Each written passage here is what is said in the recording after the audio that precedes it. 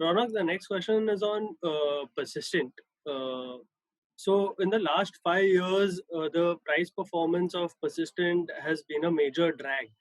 Uh, and currently, in the last few months, the stock price has done really well in that regards. But do you think that this has been more of an opportunity cost, even though the stock price has done well right now? And how much of a return would actually justify holding on to a stock for that long? Also, at the same time, in this particular case, in Persistence case, the PAT growth was not there, but the PAT growth was not existing. Hence, what made you have such a high conviction in that particular stock? This is by Mr. Rohit Goyal. Thanks, Rohil. I'll let Rajiv take the portfolio point of view about holding Sure. something longer, but I'll answer the persistent part. So clearly, the PAT growth was not there, as I mentioned in the earlier answer about persistent business model. That they have been trying to go towards the enterprise customers, which was not something that they were catering to before, and that required a lot of upfront investments in marketing and even technology teams. And from that point of view, the investments were happening, because of which you would see the profitability numbers going down.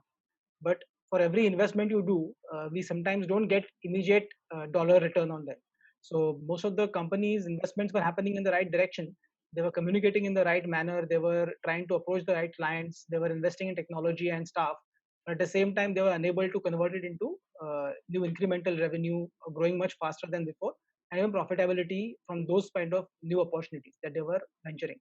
That has so far been the drag on the company's business performance. I don't know about the stock performance, because I did not anticipate the stock to go up so wildly or even go down so wildly.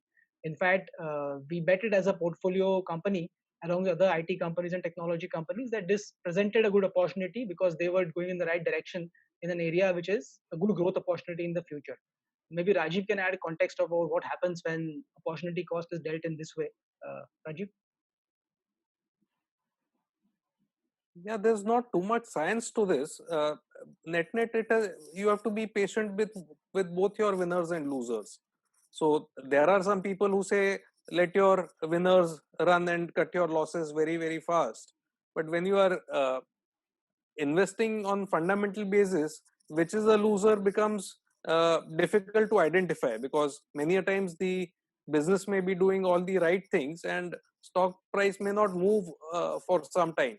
So generally our approach is to buy something, and as long as the business trajectory is in the right direction, we are patient. So the good thing is that companies which do not do well automatically become a smaller part of the portfolio, uh, because the weightage comes down in the portfolio and we don't add too much to those kind of companies, and the uh, companies which are doing well become a larger part of the portfolio. So we are patient with our companies both ways, whether uh, they are doing well or whether they are uh, performing badly, and periodically we uh, take a call, meaning if something hasn't done well for multiple years, then definitely we exit.